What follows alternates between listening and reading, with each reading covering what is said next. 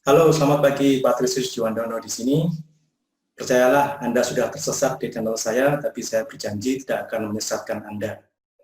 Ya, topik saya kali ini adalah tentang cemburu. Minggu-minggu topiknya kok bikin pilu ya. Cemburu bikin ngilu atau bikin pilu. Ya, gimana nih Yukiko?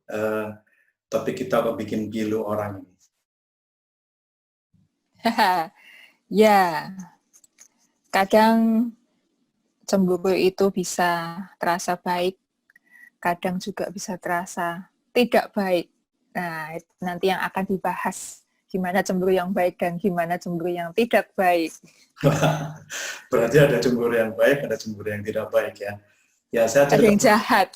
Ya, saya cerita satu hal yang mungkin bisa membawa pemirsa ke arah apa itu cemburu dan mengapa itu tidak perlu atau bahkan perlu atau bikin pilu ya.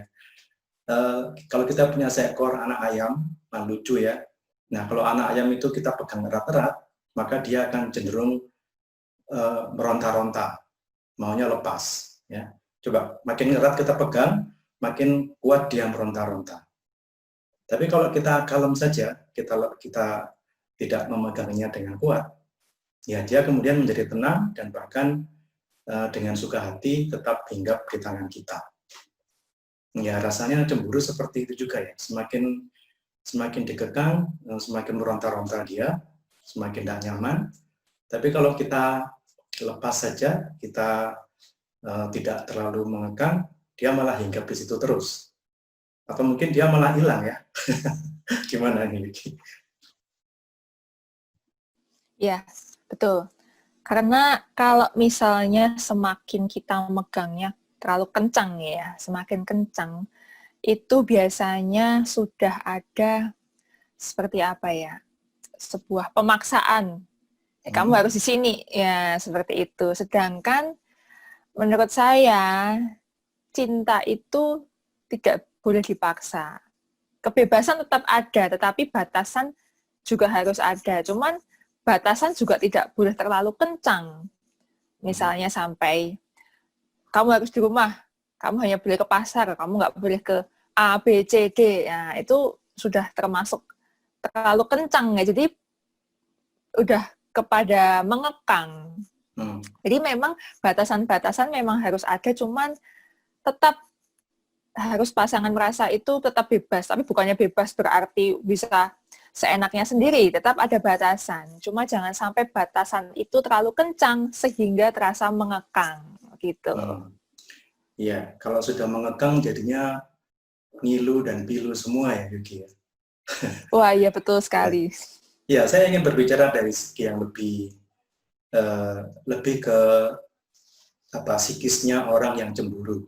Saya kira setiap orang itu wajar merasa cemburu karena cemburu itu menandakan bahwa satu dia punya ego yang harus dilindungi. Jadi kalau dia merasa cemburu itu sebenarnya dia sedang melindungi egonya. Nah kalau nggak punya rasa cemburu kan pasangannya mau kemana aja dengan siapa saja dia oke-oke aja. Ya seperti seolah-olah dia tidak punya ego yang harus dia pertahankan.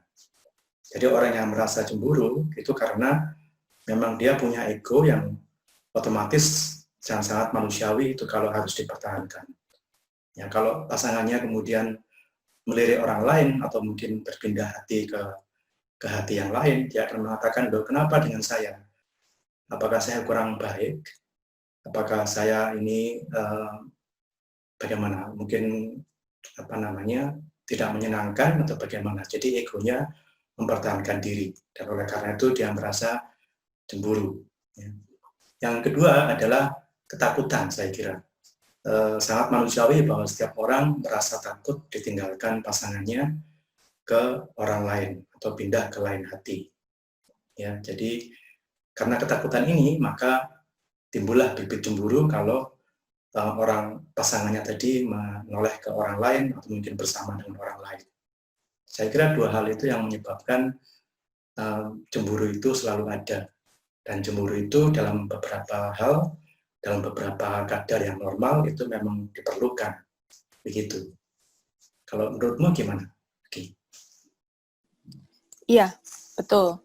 Tapi memang biasanya mungkin sekitar 5 tahun yang lalu, saya melihat bahwa cemburu ini memang tricky sekali ya. Jadi kalau misalnya nih ada yang bilang, cinta itu tidak cemburu, kasih itu tidak cemburu. Tapi kenapa kalau kita berpasangan, kita menjalin relasi, kita kok bisa cemburu ya? Padahal kok ada perkataan bahwa cinta tidak cemburu, kasih itu tidak cemburu, kan ini kontradiksi ya. Tapi setelah dilihat-lihat itu memang cinta yang apa istilahnya di antara pria dan wanita itu harusnya memang ada rasa cemburu ya, karena kalau enggak ya lucu, masa kamu mau sih pasanganmu bebas sama orang lain. Nah, seperti itu. Tetapi kadang-kadang kita lupa bahwa akar dari cemburu itu terkadang adalah ketakutan. Jadi takut dia sama orang lain. Dan ini biasanya kalau bahasa alien ya, yang kita sering lihat di Pinterest atau di Instagram yang sering lewat itu adalah thanatophobia. Itu adalah ketakutan kita kalau orang lain itu bakal pergi dari kita, fear of losing someone. Jadi kita cemburu bukannya karena kita kayak egonya, waduh nih kok dia gini ya, itu bukan, tapi lebih kepada, aduh gimana ya, ini kalau dia meninggalkan saya. Tapi memang kalau kita kan nggak mungkin takut ya kalau kita percaya ya. Tapi sepercayanya manusia itu pasti ada takut, pasti. Mau kita tahu dia pribadinya tidak mungkin istilahnya menoleh sana sini, kita percaya dia sebagai pribadi, dia bukan pribadi yang mudah untuk tergoda atau yang lainnya. Tetapi tetap pasti ada. Fear of losing, kita ketakutan, kehilangan dia itu pasti ada. Cuman kadarnya memang begitu, kalau menurut saya. Tapi tetap pasti ada. Jadi antara kita cemburu bisa karena dua hal. Antara ego atau takut kehilangan. Tapi terakhir-terakhir ini kok semakin terlihat ya bahwa semakin banyak orang yang cemburu itu bukan karena ego, tapi karena dia takut kehilangan. Nah, kalau sudah takut kehilangan, ini biasanya nanti menujunya kemana? Ke posesif. Dia takut, aduh gimana nih kalau sampai si ini nggak sama aku lagi. Dia jadi melarang. Kamu jangan kesini, jangan kesini, jangan kesini. Harus chattingan terus. Kamu harus pamit, mau kemana pun itu harus pamit, misalnya gitu. Kalau kamu mau pulang, pamit pulang. Iya, aku harus tungguin kamu. Betul, mobil kamu keluar dari rumahku. Aku harus lihat betul, mobil kamu keluar dari gang rumahku. Nah, itu kalau cemburu yang udah terlalu berat, bisa seperti itu. Udah takut kehilangannya sampai menujunya ke posesif, begitu. Bagaimana kalau menurut Pak Patris? Ya, saya kira itu benar sekali. Jadi memang saya punya satu cerita yang saya baca beberapa minggu yang lalu. Ini cerita seorang wanita yang pasangannya atau suaminya menoleh ke hati lain dan kemudian meninggalkan dia untuk hidup bersama seorang wanita lain. Nah, kemudian suatu ketika si wanita yang ditinggalkan ini pergi ke rumahnya, rumah si pria itu. Kemudian ketika pria itu keluar, dia menabraknya dengan mobilnya sampai si pria itu jatuh. Kemudian herannya setelah jatuh, mobilnya dimundurkan lagi supaya melindas si pria itu. Dan dia mengatakan, I'm sorry, I still love you. Aneh ya rasanya. Dia bilang, I still love you, tapi dia melindas tubuh si pria itu dua kali sampai 2 kali. Jatuh, setelah itu dilindas lagi dengan mobilnya. Dengan alasan, I still love you. Tapi saya kira ya itu manifestasi cemburu tadi ya. Cuma yang memang dalam kasus itu memang dia akhirnya di pihak yang ditinggalkan gitu ya. Tapi apa yang kamu ceritakan tadi memang seperti itu, yang artinya ada kasus-kasus cemburu yang sangat eksesif sehingga menjadikan semuanya pilu dan milu ya. Jadi pasangannya merasa sangat tersiksa karena kemana-mana dikendalikan, diawasi. Dulu ada seorang pria yang harus 5 menit sekali harus telepon ke istrinya untuk mengatakan dia di mana dan sedang ngapain dan bersama siapa, sampai segitunya. Jadi pengawasan melekatnya luar biasa melekat. Tapi ya itu salah satu, saya kira salah satu ciri di mana cemburunya sangat berkelebihan, sangat lebay, sehingga membuatnya menderita. Ya. Tapi saya kira fear of losing tadi memang benar sekali. Kita semua punya ketakutan yang sama, ditinggalkan oleh pasangan kita ke orang lain dan kita kesepian. Ya, saya kira itu membuat kita menjadi rawan terhadap kecemburuan, saya kira. Ya, kemudian tadi saya ingin mengatakan tentang apa yang tadi kamu katakan di kitab suci, mengatakan cinta itu tidak posesif dan sebagainya. Ya, itu cinta yang ideal ya.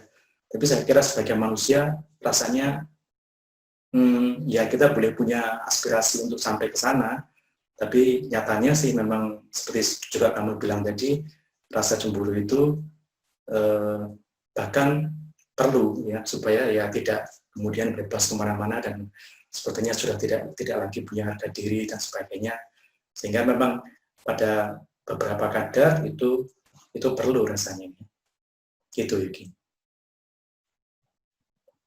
Iya, betul. Dan memang batasan-batasan tiap orang itu beda ya.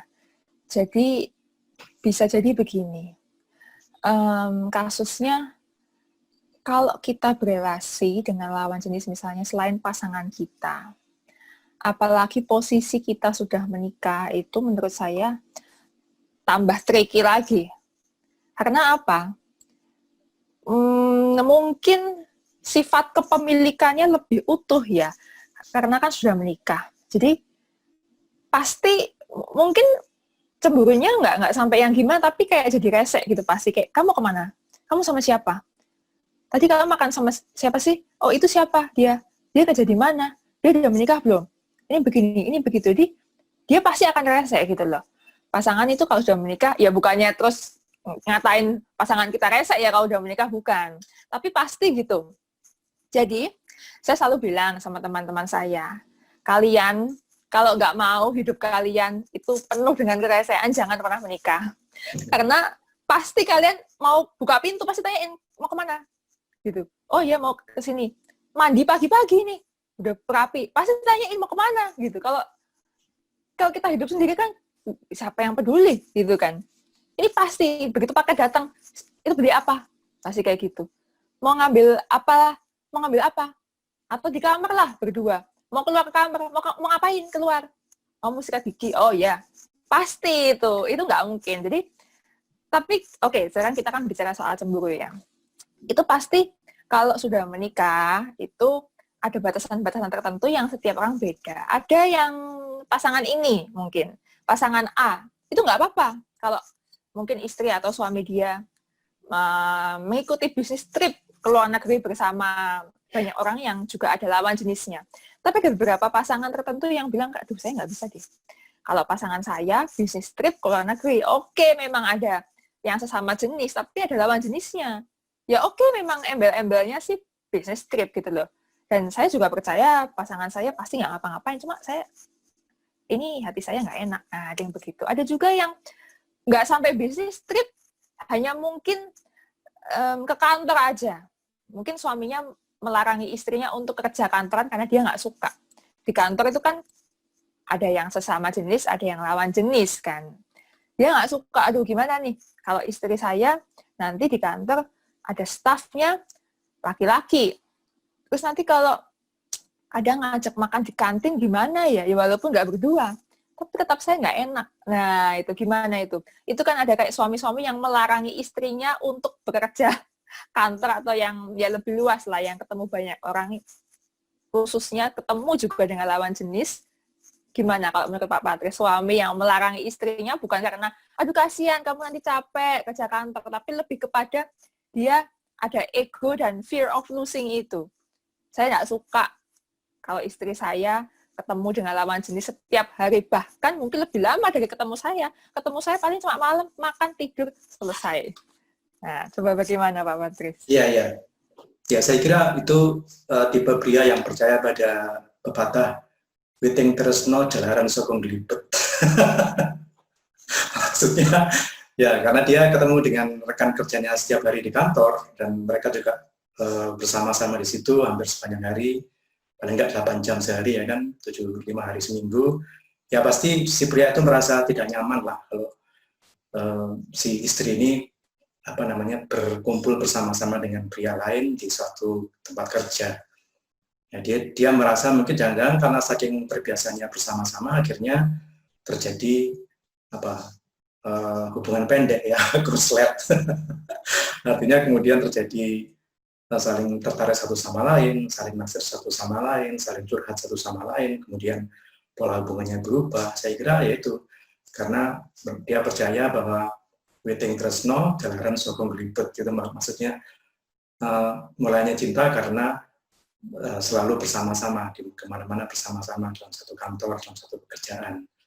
Tapi kemudian itu memberikan saya satu topik lagi yang namanya trust, kepercayaan.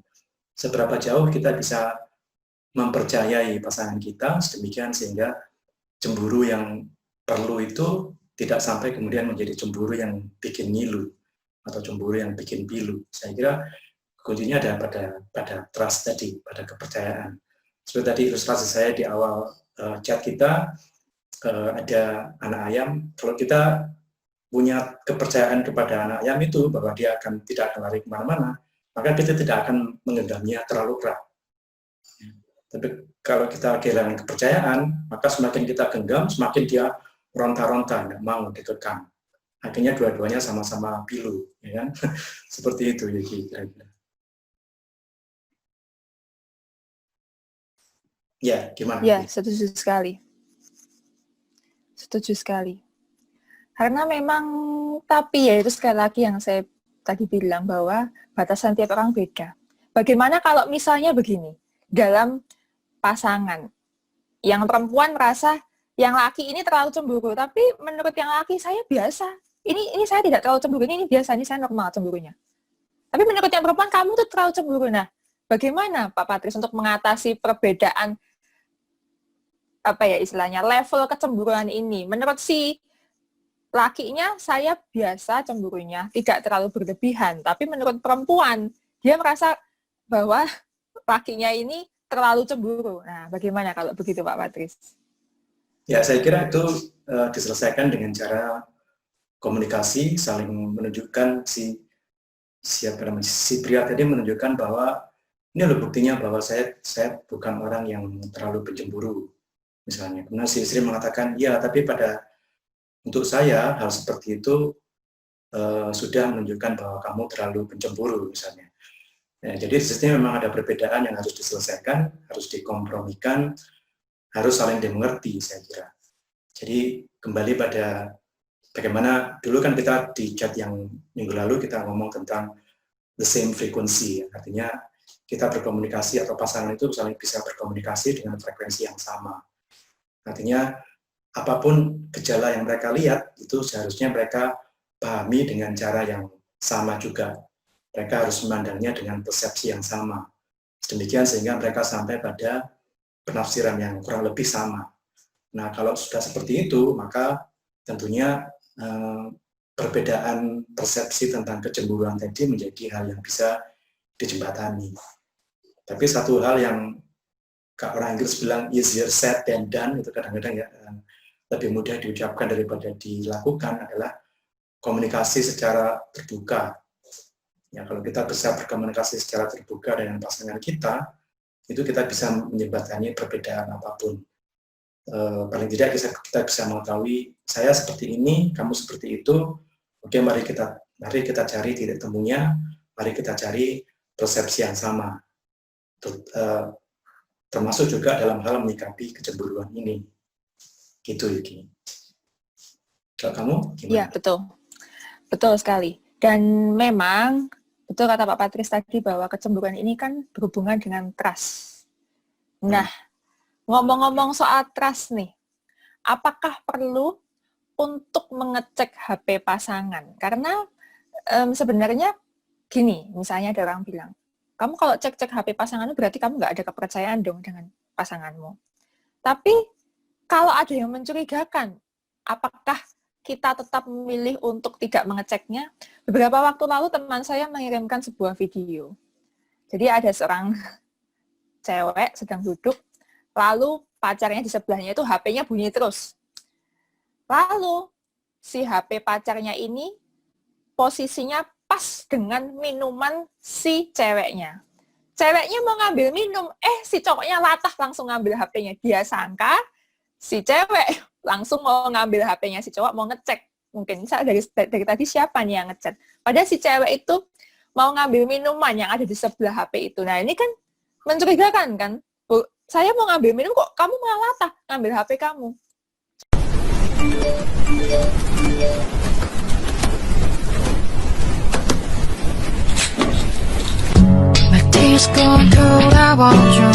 Nah, jadi memang mungkin gimana ya, kalau nggak ada apa-apa kan nggak mungkin kan, tapi bagaimana menurut Pak Patris soal mengecek HP pasangan berhubungan dengan cemburu dan trust? Ya, itu satu hal yang tricky ya, yang agak rumit juga. Karena di zaman seperti ini kita HP kita itu sebenarnya adalah bagian dari jati diri kita, sebagian dari ruang privat kita. Dan bahkan sedemikian privatnya sehingga kadang-kadang kita juga merasa nggak nyaman kalau bahkan pasangannya pun juga harus sampai mengecek HP kita. Ya, itu ada satu space, ada satu ruang privat yang kurang begitu nyaman bahkan untuk dilihat oleh pasangan sekalipun. Jadi saya kira satu, kita harus menghargai privasi itu. Yang kedua, kita juga harus, tadi kita setuju pada trust.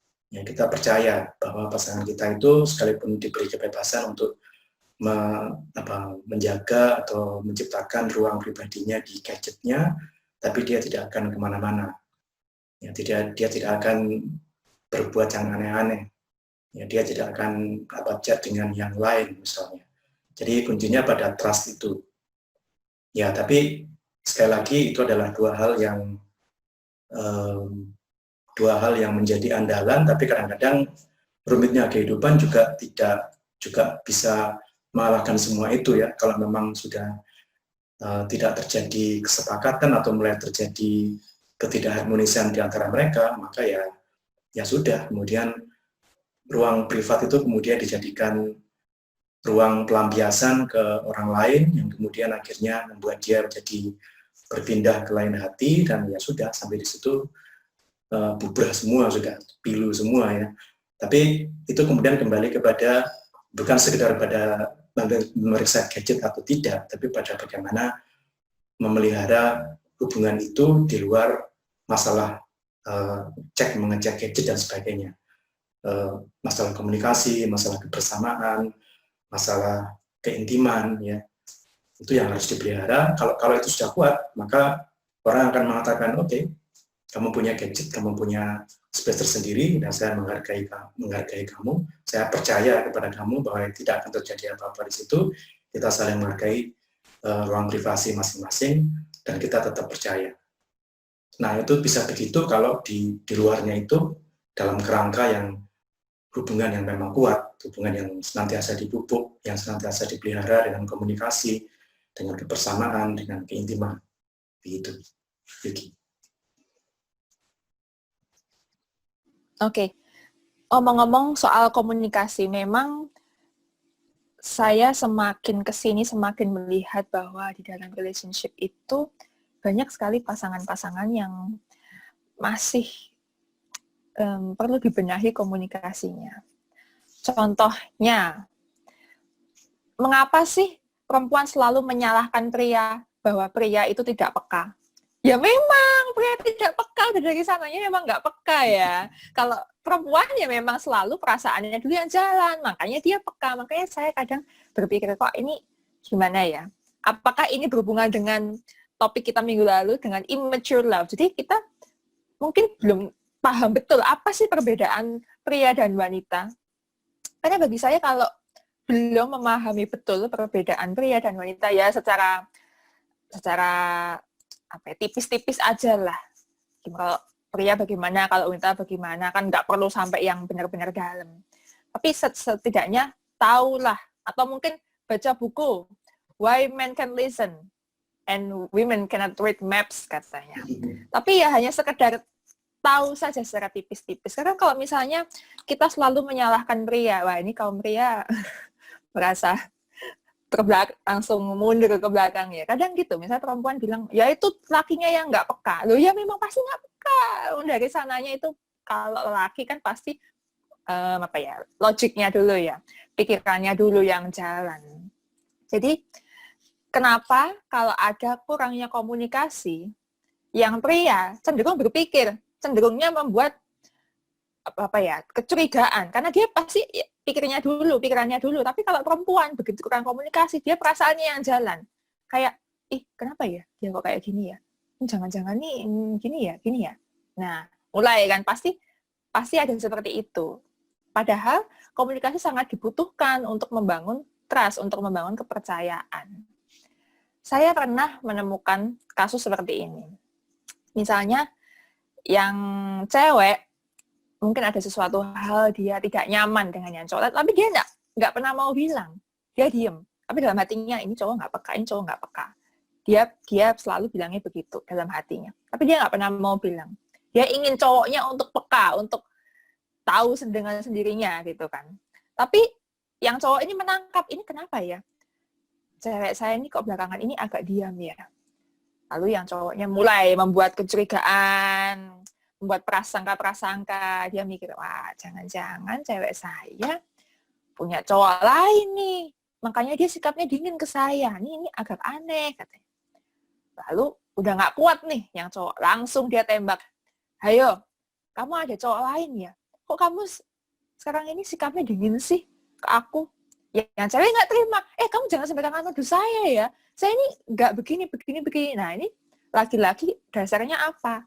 Kurang komunikasi, ada ketidaknyamanan, dia memilih untuk diam, dia bilang, ya cowok harusnya peka lah, katanya gitu. Jadi menurut saya, baik cowok maupun cewek, itu pasti ada saat-saatnya yang tidak peka gitu loh. Maksudnya, cewek pun juga bisa nggak peka. Kadang kayak cowoknya udah mikir, ya harusnya kamu peka lah, harusnya kamu tahu.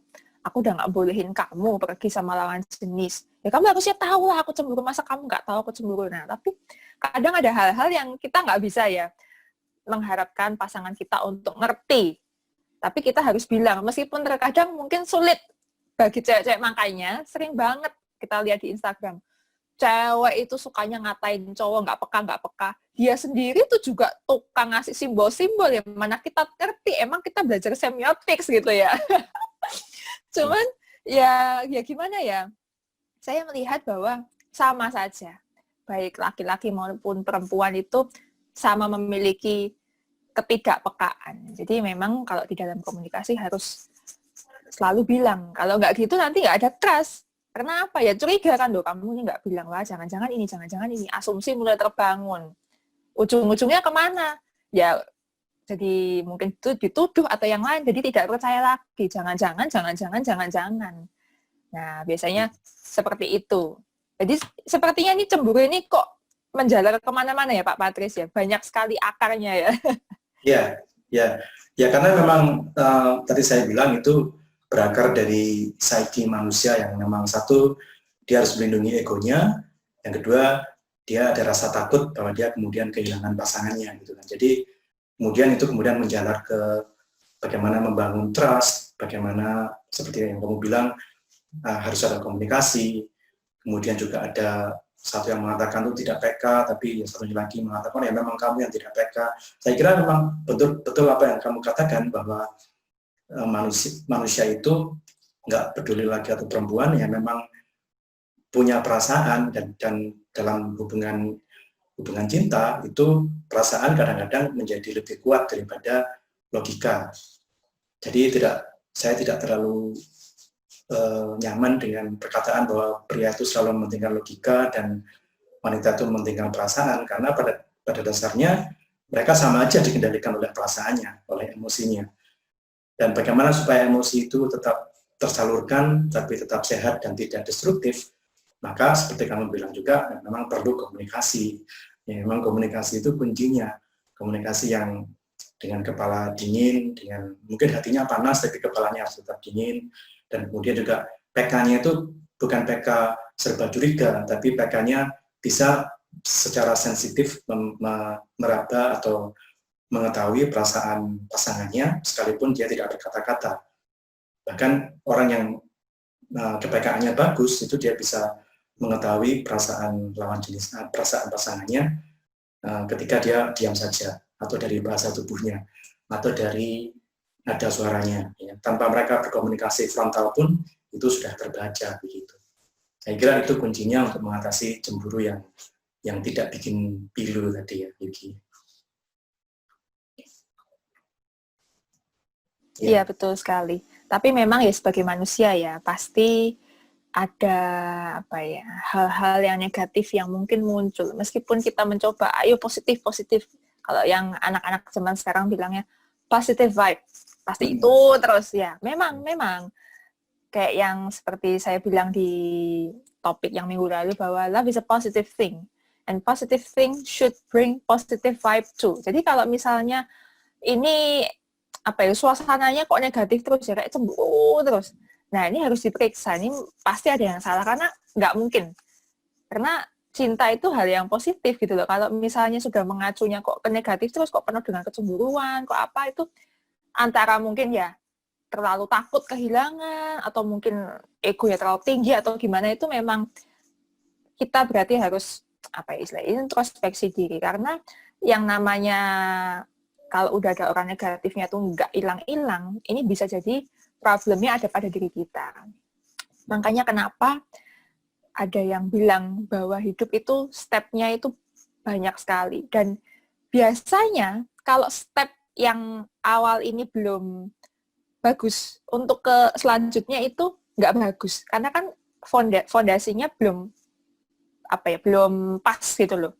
Jadi misalnya gini, kalau kita belum jadi pribadi yang baik, kita belum jadi a better person each day, kita tidak belajar menjadi seseorang yang lebih baik setiap hari, itu akan susah untuk kita menjadi perempuan dan laki-laki yang lebih baik setiap harinya juga. Jadi kuncinya memang ya a better person each day dulu, baru kita bisa belajar a better man, a better woman, baru kita naik lagi a better husband, a better wife, naik lagi a better father, a better mother. Karena kalau nggak gitu susah. Jadi kuncinya tuh semua harus kita dari awal dulu, secara diri kita sendiri, karena semua startnya dari mana, mulainya dari diri kita sendiri. Jadi memang kalau cemburunya udah merasa kayak, wah ini nih negatifnya, aura negatifnya kental banget nih, itu mungkin bisa jadi ada sesuatu dalam diri kita yang perlu kita benahi.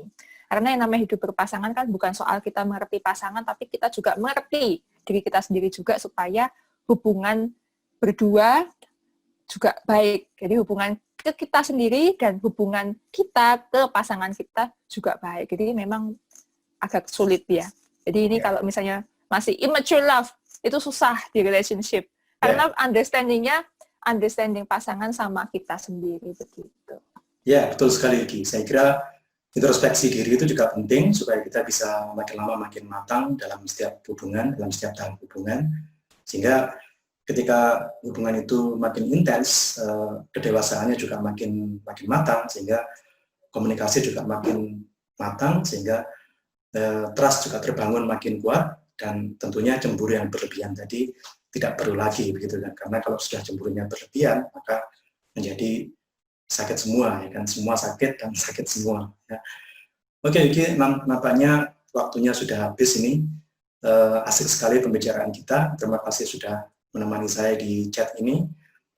Kita setuju bahwa cemburu itu kalau berlebihan akan bikin pilu, ya, tapi kalau dia dibangun dengan komunikasi dan trust, kepercayaan dan introspeksi diri, maka dia tidak menjadi kekuatan yang menghancurkan, tapi menjadi sesuatu yang menguatkan. Gitu ya, Yuki ya. Setuju ya? Iya, betul sekali. Jadi memang cemburu itu boleh, tetapi tetap harus ada batasan-batasannya. Jangan sampai batasan tersebut jadi sangat kencang dan mengekang gitu. Oke, Yuki, terima kasih sudah hadir di sini dan berbicara panjang lebar, asik ya dengan bahasa Indonesia tentunya. Karena kita nggak perlu pakai ke Inggris lagi. Kiranya bisa menjadikan masukan bagi bagi para pemirsa. Sekian. Goodbye. Goodbye, thank you.